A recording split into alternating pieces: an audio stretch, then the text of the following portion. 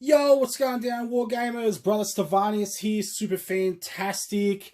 Now, today I want to have a talk to you guys about brushes. I did a video, it's pretty crazy actually, because it was a video that, I never sort of thought would go anywhere, but it really did, and it's crazy. I mean, look, I obviously thought personally that it was a topical thing, which is why it was like the first video I ever made after my crappy intro, which is way out of date now, which I got to fix because I sound like a complete bloody moron. But, you know, what can you say? Nearly a year of doing YouTube and you learn things, I suppose. So, you know, I mean, yeah. But yeah, got to fix that intro. That video is pretty cringe.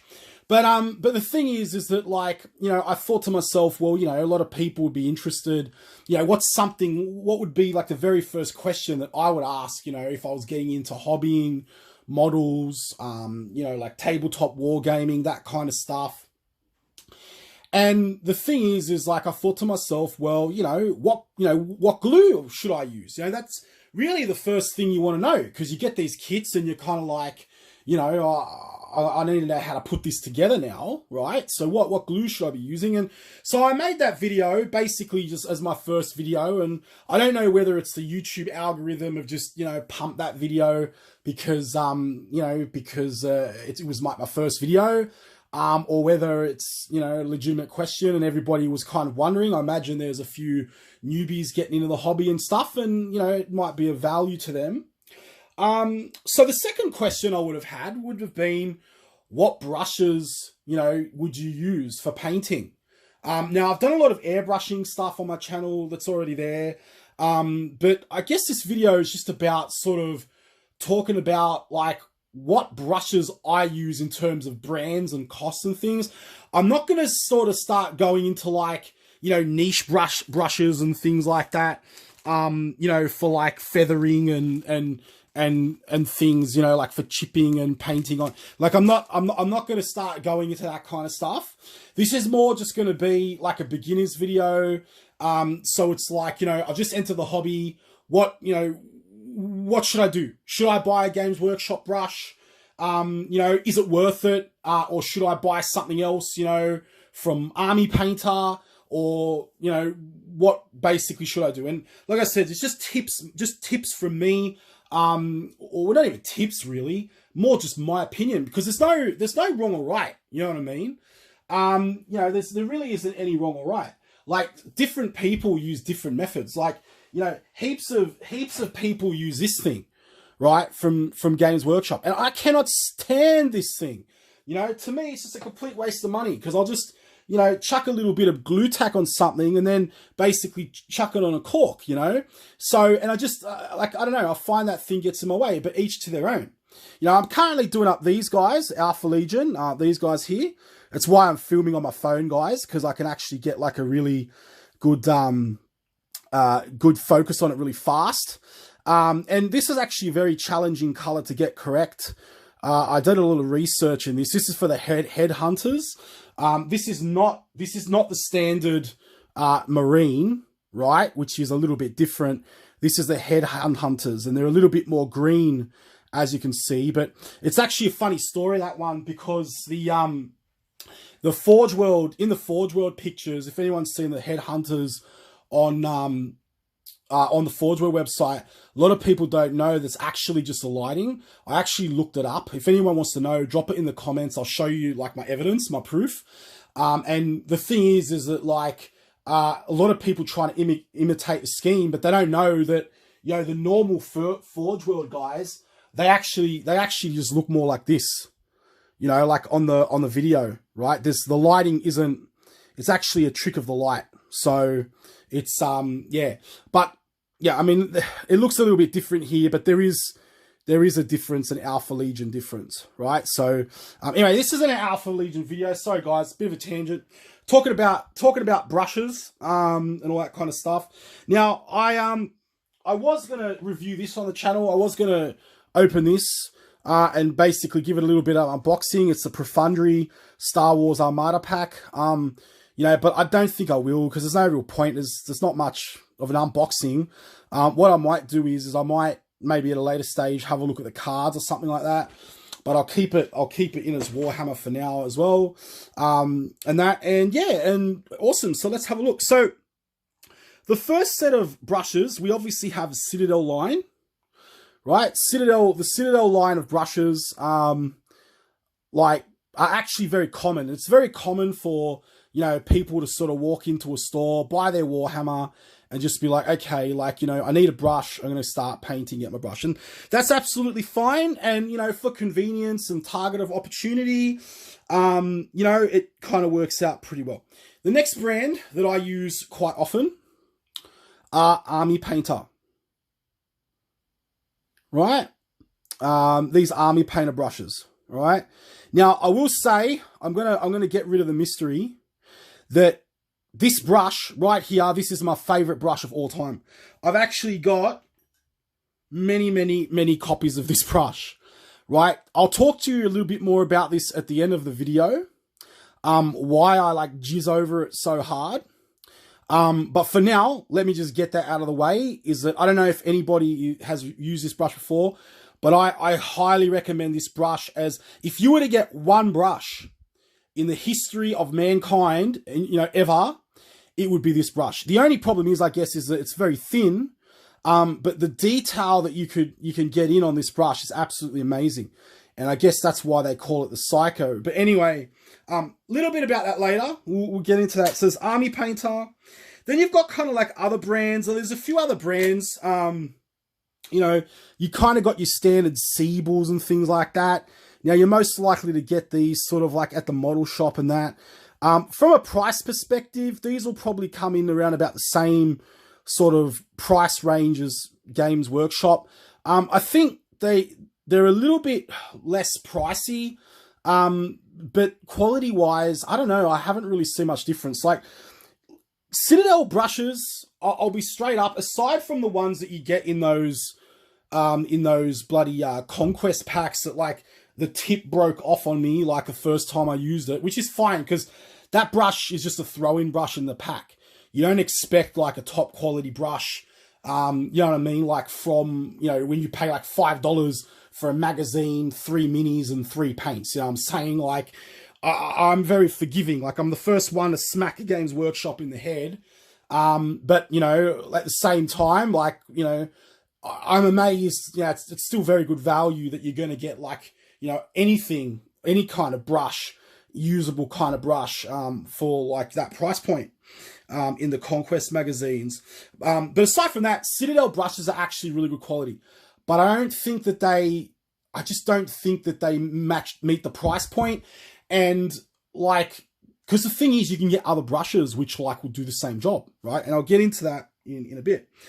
So, I mean, there's a whole bunch of other brushes, other brands, whatever. Any, like, generic brush. Here's another one.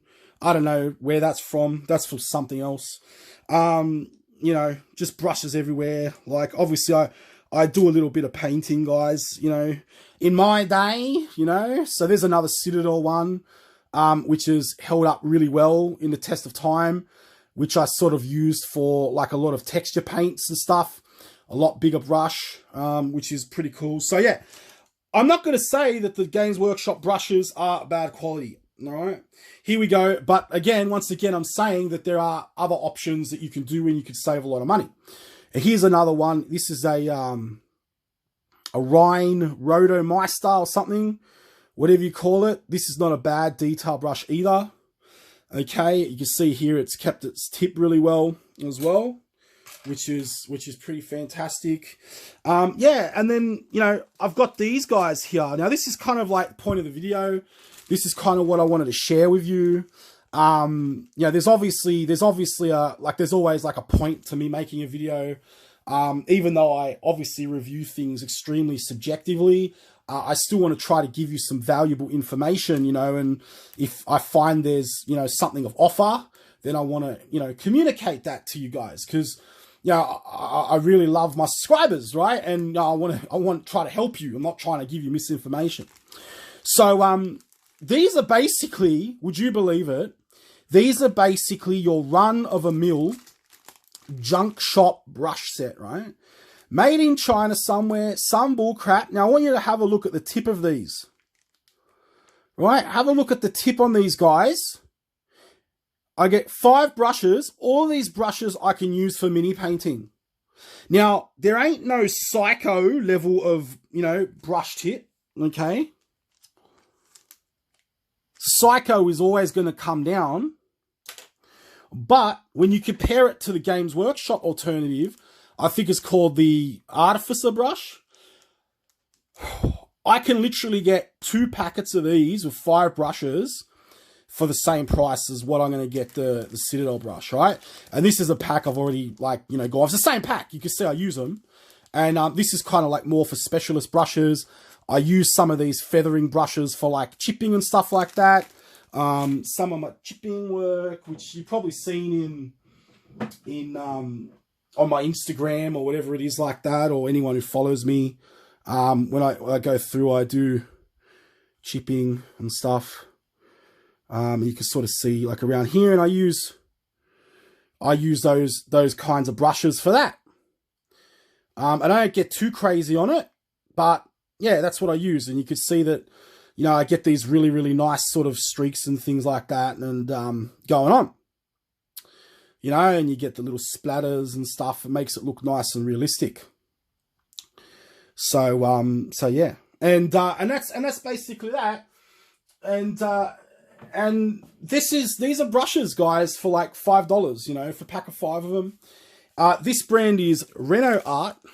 Now, not endorsed by them or plugging them, like I just use them, okay? So, and I wanted to just share this with you. And, you know, if you guys, if any of you guys know of some really good brushes, which I haven't mentioned here, and I know there's like other like wargaming brush bands and stuff like that, and brands and stuff like that as well, 100%. But if you guys know about like any other brushes, or if you have a favorite brush you want to talk about, drop it in the comments down below, because I'd like to learn. I'd like to see, like, you know what I mean? Maybe there's something that I've missed, and then I can learn from you guys, you know, what the go is, and sort of, you know, improve my workflow as well. And we can all like work together. Here we go. I just found my 3rd Psycho. So there you go. You could tell Steve really likes this brush, because they're not actually a very cheap brush either. But I own 3 of them. I'm pretty sure there's actually a 4th one kicking around somewhere as well.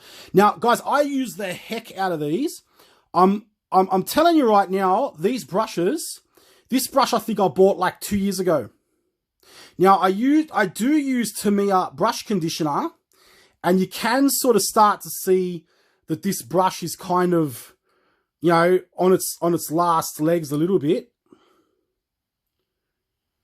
Right? But you could see that it still held its tip really, really well, considering the amount of use that I you know, and abuse that I put it through. All right. So yeah, so it's a really fantastic brush. But I think it's very expensive compared to like the others. So yeah.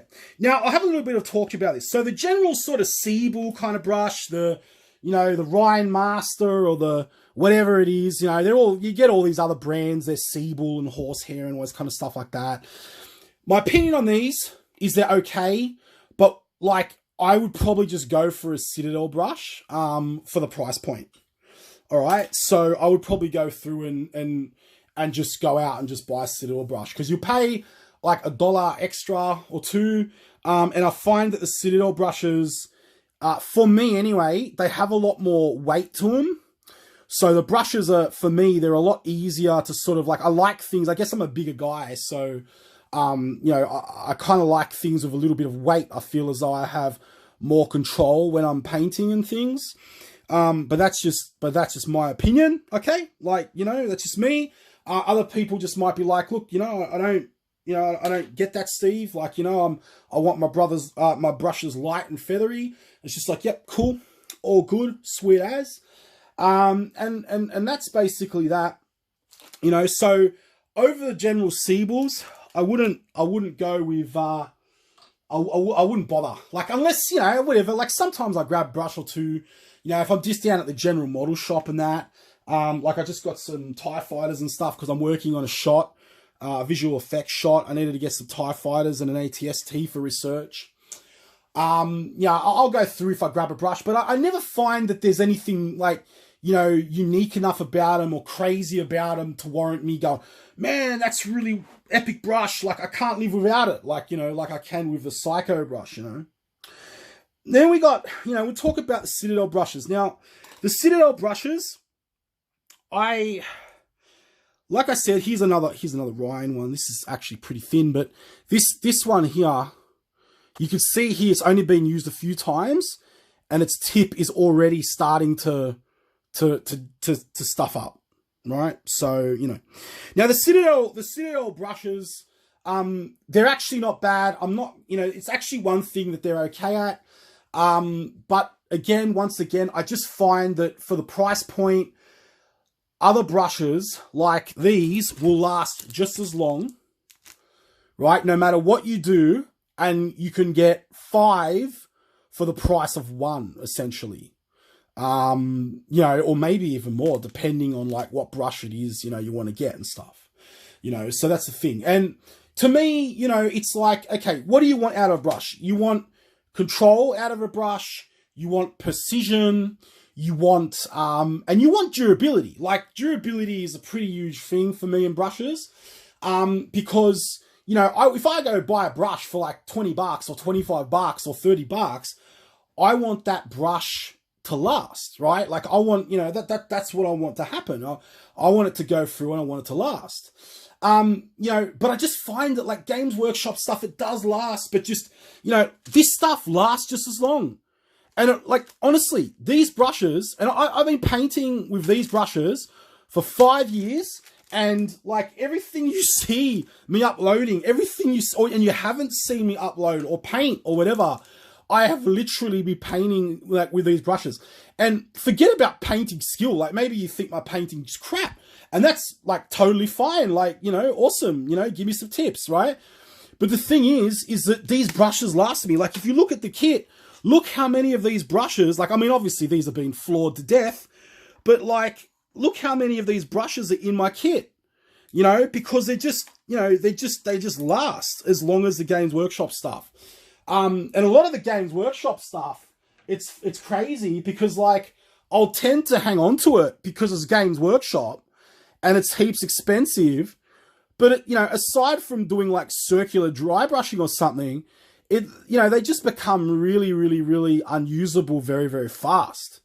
So, you know, and once again, like what will usually happen with me in my workflow, once a brush sort of wears out, then you could say, well, Steve, we just go through, use it for dry brushing and stuff, because you don't want, you know, pointy tips on your brushes all the time, you know, for dry brushes and stuff like that.